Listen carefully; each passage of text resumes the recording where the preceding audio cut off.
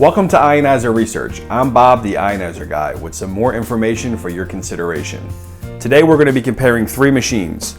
All of them are priced right around under $1,000, somewhere in that range, which is why we're comparing these three machines up against each other. We're going to start off with the LG Nexus Blue. Now the first thing I want to say about this machine is that it is not an LG machine. I contacted LG myself. Remember, I work for you.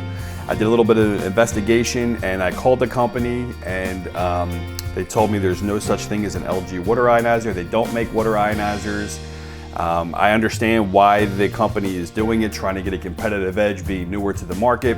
There's also a Samsung Vesta out there. None of these machines up here, but there is a Samsung Vesta out there claiming to be a Samsung water ionizer. Did the same thing, contacted Samsung. They don't make water ionizers, so be aware, people. There is companies out there claiming to be something that they're not. If this was an LG water ionizer, you would see the logo. If you know anything about corporate branding, there would be an LG logo on here. Or here's the box for the machine. There would be an LG logo on this box. No LG anywhere.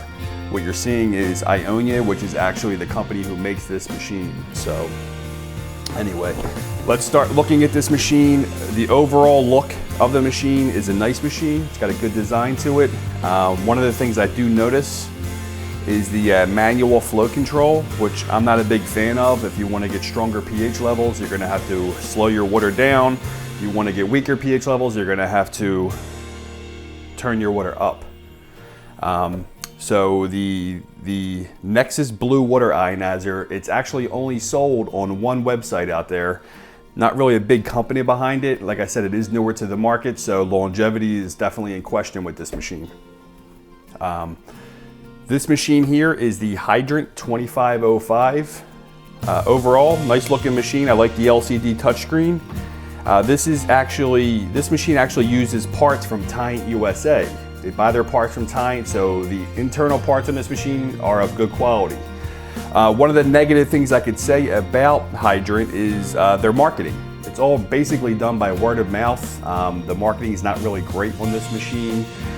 So one thing they could do is improve their marketing. They probably sell a ton of them because the machine actually does produce good quality alkaline water. This machine here is the Airwater Life from the Airwater Life Aqua 7. Also known as Alive Waters, also known as Real Spirit USA, whichever name you want to choose. There's a lot of confusion out there. This machine actually has no flow control. There's no on-off switch. There's no solenoid, which would basically give you power to make it an on-off switch.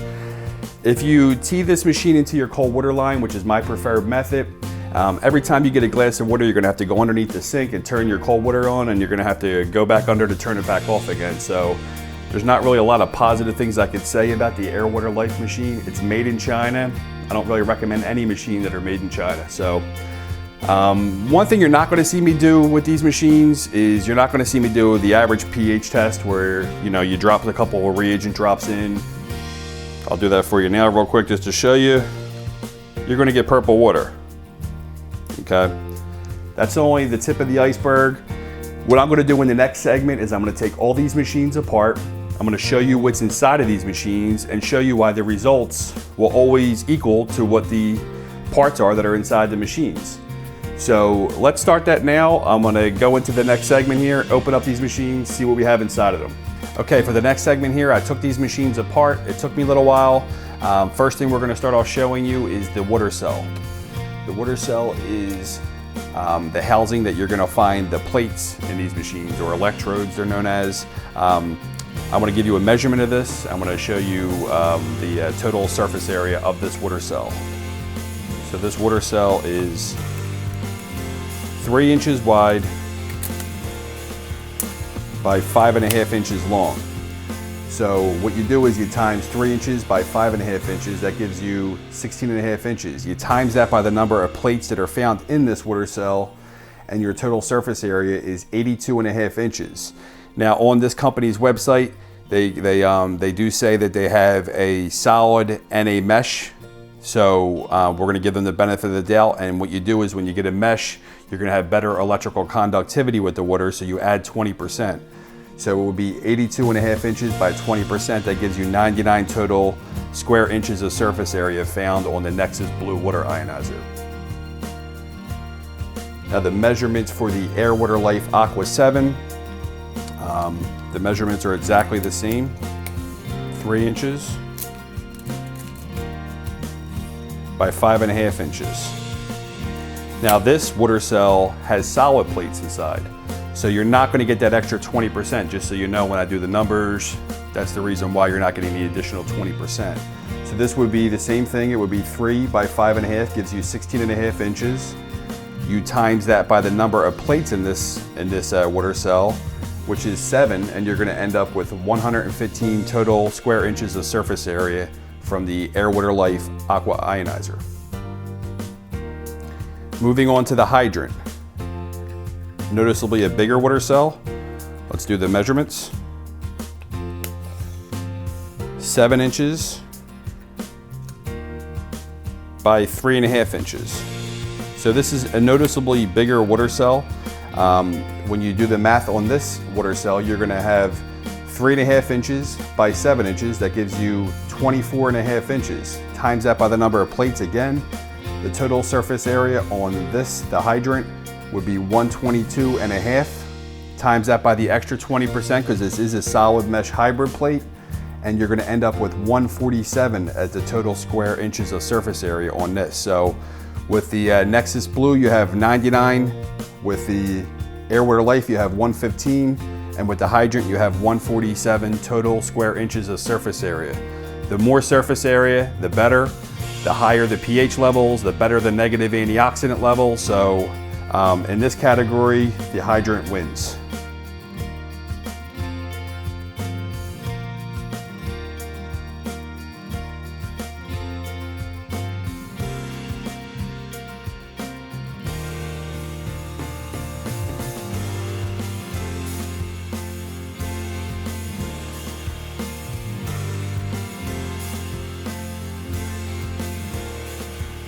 Okay, so next thing we're going to talk about is the power supplies.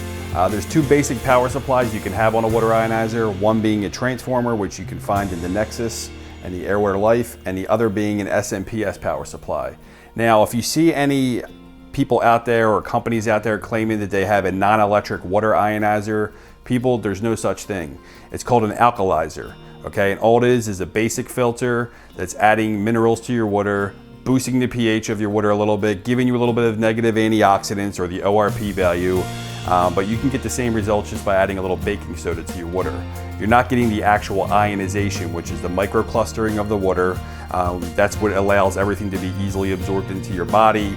It turns the minerals into electrolytes, and your body absorbs them and takes them in. So just be leery of non-electric ionizers. There's no such thing. They're called alkalizers, and they don't work. So if you have no plates and no power, you're getting no results.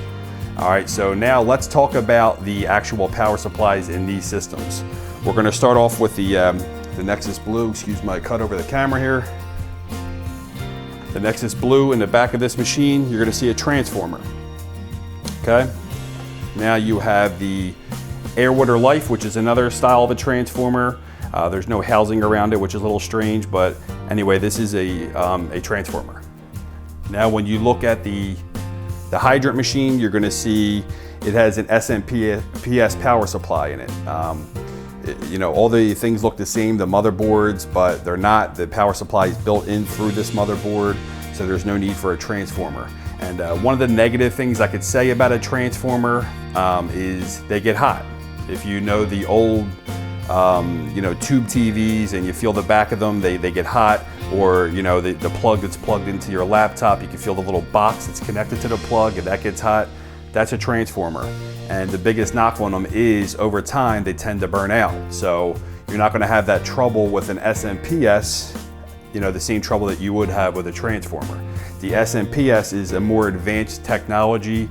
It's otherwise known as the switch mode power supply. It's found in a lot of the flat panel TVs, and the main difference between an SMP and a transformer is its adjustability. So, you know, you get one of these machines with a transformer, you set it up at your house, whatever pH you're getting on your lower alkaline levels or your higher alkaline levels, that's what you're going to get. There's no adjusting it. when you have a switch mode power supply, if you went into, say, alkaline level 1, you can adjust that power up or adjust it down according to your source water. So it's just a better technology. Like I said, again, why all the flat TVs are using it and all the other high-end electronics, and it tends to last a lot longer. So my pick for the power supply in this category, again, would go to the hydrant.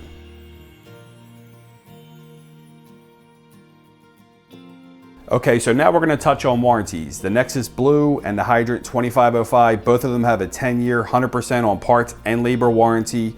The Air Water Life has a limited lifetime warranty, and the difference between the two is the 10-year, 100% parts and labor is exactly what it sounds. You're totally covered for the first 10 years. Anything happens, no cost out of your pocket. The limited lifetime warranty, you're covered for the first 5 years. Now, if something happens year 6, year 7, what you're going to be responsible for is the actual service. They'll replace the part for you. I'm not sure what their service charge is. Could be $150, could be $200 an hour. I'm not sure. You have to, dig deeper into their warranty to find out. But in this case and in this category, I would choose a 10-year, 100% on parts and labor warranty over a limited lifetime warranty.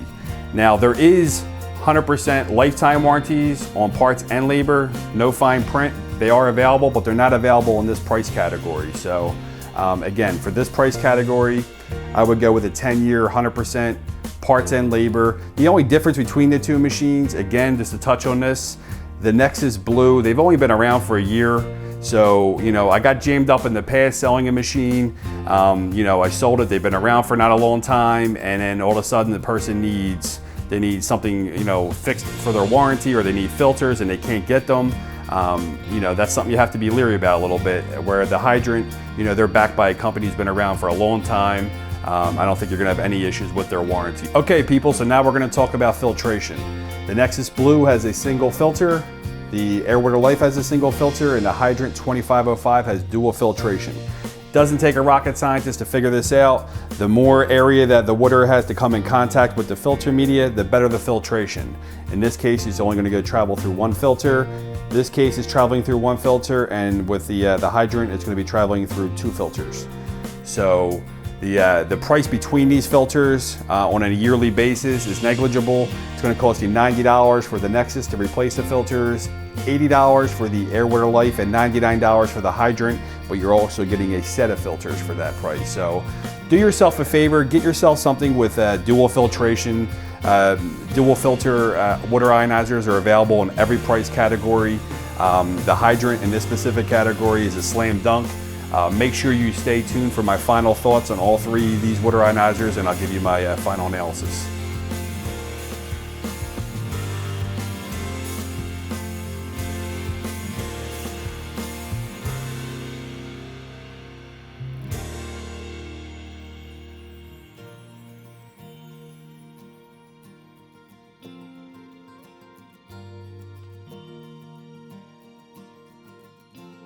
Okay guys, so as with all comparisons that we do here at Ionizer Research, there is going to be a clear-cut winner. Today the choice is the hydrant.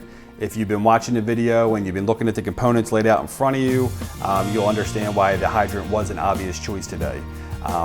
All these water ionizers are going to produce alkaline water, pH levels. You're going to get the negative ORP levels. The question you have to ask yourself is which machine is going to give you the cleanest water? And in this case, you got the dual filtration with the hydrant, very big filters compared to the other machines with single filters. Obviously, the hydrant is going to be the clear-cut choice. Who's going to give you the best negative ORP levels and the best pH levels?